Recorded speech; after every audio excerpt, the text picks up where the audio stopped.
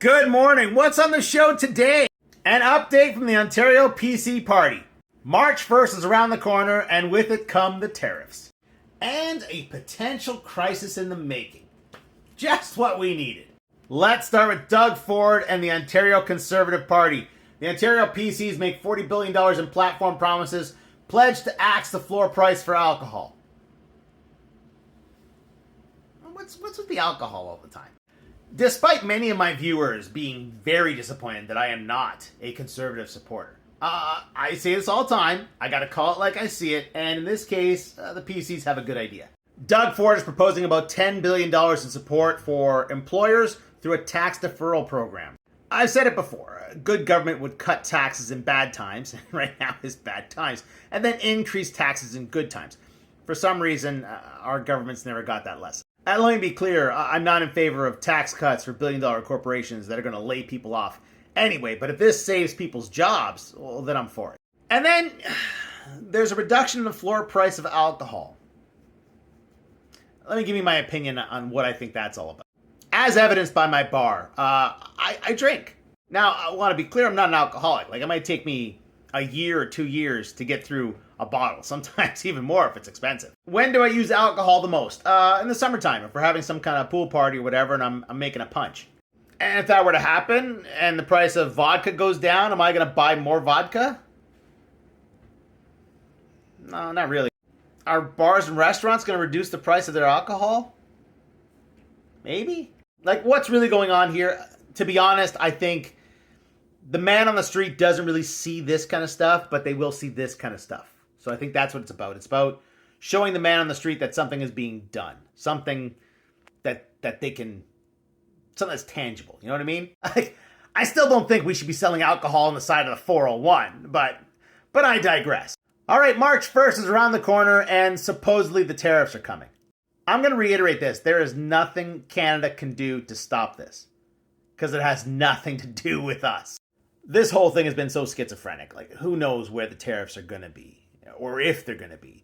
But as of right now, it's still 25% blanket tariff on everything that's coming out of Canada, and 10% on energy, so electricity, oil, etc. Oh, the housing market is going to crash! I told you so! Fuck, man. No, the housing market's not going to crash. Because the housing market's not in a bubble. What's going to happen to housing? Activity is going to slow down. You know, if you need to sell your house, you may have to drop your price a little bit. Are the prices going to drop 20, 30, 40, 50%? No. Will insolvencies go up? Yes. Will you be able to get a sweet deal buying a house off the bank? No. That's not how it works in Canada. Yeah, banks have to sell a home at market value and return the equity to the owner. So you're not going to get a smoking deal on a house. Now remember, aside from us, the folks in the United States are going to suffer as well, especially with the gasoline.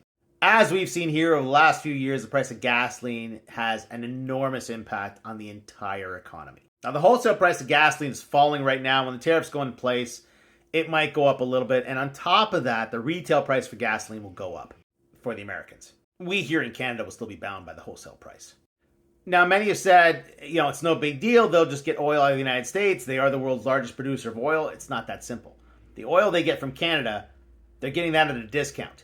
Yeah, our oil is about $10 cheaper than their oil. So our oil keeps their gasoline cheap. If the United States has to use United States oil to make gasoline for the United States, the price of gasoline is going to go up. And it's going to go up at the worst possible time. Because in Q2, Canada's oil sands goes into maintenance season. Now, this is from last year, but it's going to happen this year too. It happens every year. And these shutdowns increase the price of Canadian crude. These shutdowns reduce the global supply of oil, so it pushes the price of oil up everywhere. So just in time for Americans to get expensive gasoline, these tariffs are going to make it more expensive still. What's the scale of the impact? We'll have to see, because even with tariffs in place, our oil may be less expensive than their oil. All right, lastly, a crisis on the horizon. See, there's often a paradox with people who are pathological liars. At the same time as you can't trust anything that they tell you, they often can't keep a secret either. Many times last year on the campaign trail, Donald Trump let it slip that you won't have to vote again. After this election, you won't have to vote again. We're going to fix it. Coincidentally, they're trying to change the Constitution to give Trump a third term. Now, they're being very cagey about it. They want to make sure that Obama doesn't get a third term, only Trump. And now Trump and Elon Musk are saying, oh, it'd be really interesting if somebody stole the $400 billion of gold in Fort Knox. Interesting indeed. Now, I'd like to point out that they do audit the gold. There is no indication that there is any gold missing. There's no reason for them to believe gold is missing. But they just keep saying, wouldn't it be strange if we walk in there and we don't find anything? Preparing people for the possible shocker that they're going to walk in and not find anything. What's the play here? Who knows? Who knows how these people think? Like, do they think this is going to crash the price of gold? Maybe this is a play to try and pave the way for some type of cryptocurrency, which likely won't be Bitcoin.